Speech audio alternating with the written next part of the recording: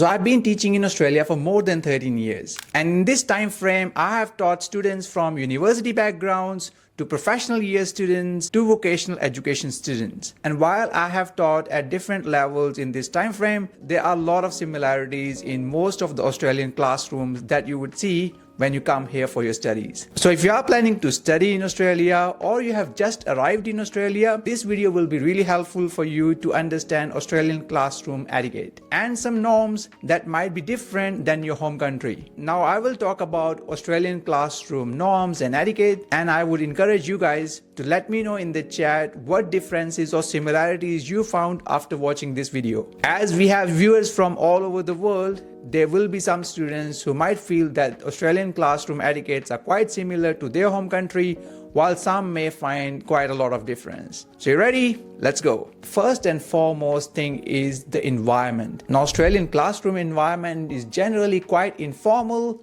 or you can call it casual. The relationship between the student and the teacher is quite relaxed. It is not as strict as it might be in some of the countries, where there is a clear hierarchy between student and teacher. Of course, there is still a respect for each other, but you will find that the teachers in Australian classroom are more relaxed, more approachable, and more like your mentors than teachers. And it might be surprising for some of you to note that you can call your teachers by their first name here in Australia. Especially in university, in vocational education environments, most of the students call their teachers by their first name. So for example, if your teacher's name is John Cena, you can call him by his first name, which is John. And if you're not comfortable saying that, you can just call your teacher's name Mr. John, Dr. John if they have a PhD, but you don't need to call your teacher sir or madam. And this certainly helps to create that casual environment or atmosphere in the classroom. The second point of difference could be active participation. You will find that lectures or tutorials in your university or college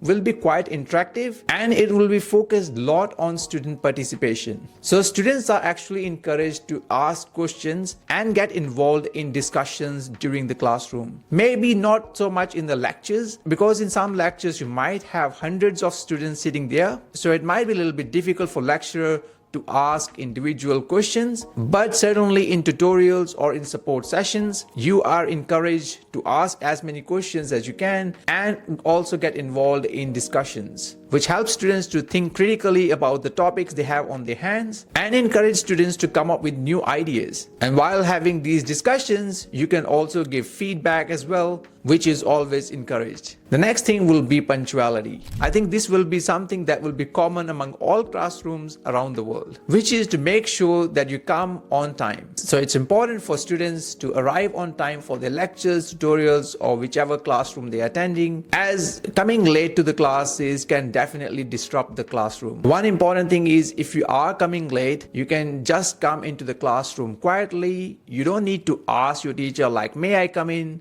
Or if you have to leave early, you do not need to necessarily say that to your teacher. Just a simple nod like this is fine. In terms of your lecture or tutorial time frames, you will see that sometimes your class might even finish early. So if the class is scheduled for, let's say, 3 hours, it might finish 10-15 minutes earlier than the schedule. It might not happen in some countries, but in Australia, you could finish your class a little bit earlier than the scheduled time. The next one is technology. Australian classrooms are generally equipped with the latest technology. So you'll notice that teachers, lecturers, or tutors use things like interactive whiteboards, and most of the universities will expect students to submit their assessments online through their own online portals. As I said earlier, I have worked with different organizations, some of them smaller ones. Even they had their online systems where students have to submit their assessments via online portals. Most of the universities and colleges do not accept handwritten work unless it's an exam or so. And students are usually encouraged to bring their laptops during their classroom, which can be used for taking notes, and if the time permits, maybe to do your assessments as well. The next thing will be diversity. Now, most of the Australian universities and popular colleges,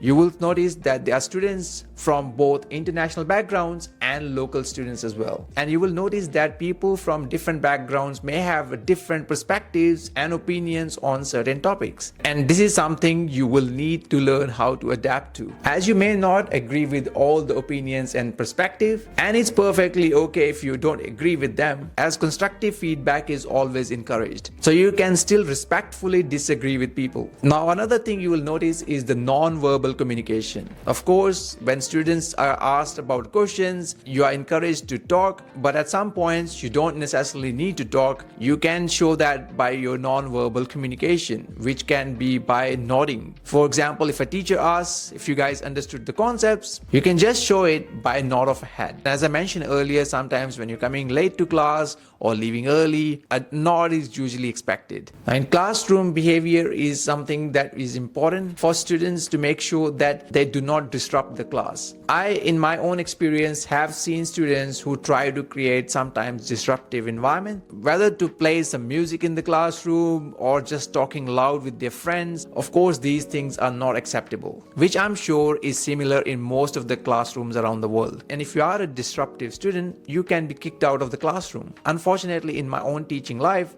I had to kick out a couple of students because they were just too disruptive to the classroom environment. Of course, if you have ideas or things to discuss, that's encouraged, but you can't disrupt the classroom with a bad behavior or bad manners. The next thing is group work. Now, there are obviously a lot of individual assignments, but you might come across sometimes some group assignments as well. Collaboration and group work is usually encouraged in the university and in colleges here in Australia. This obviously helps you to learn how to work in a team environment. Of course, group assignments are usually not easy to do, as you may be working with 3 or 4 different students who might not have the same time availability or may have a different preferences or different lifestyles, and that can be difficult to adjust. But it is something that's very important part of Australian education system. And sometimes you may have to do group work in the classroom, or sometimes you might be allocated a task that you can do outside the classroom as well, but in a group. My tip for international students will be to choose a group not from your own home country people, as it will help you to learn about different perspectives and different ideas. Of course, it's quite comfortable to make a group with the people from your own home country, but I would highly encourage you to seek other people outside your own home country people in order to learn better and have different perspectives and ideas. Next thing will be regarding dress code. Now, generally speaking, there is no strict dress code for universities or colleges here in Australia. Of course, there is a dress code for primary school and secondary school kids, but when you go to university, TAFE or college environment, you're not expected to wear a formal dress. A casual dress is perfectly fine, and it's common among students to wear casuals. And one of the questions we get asked is, can I wear shorts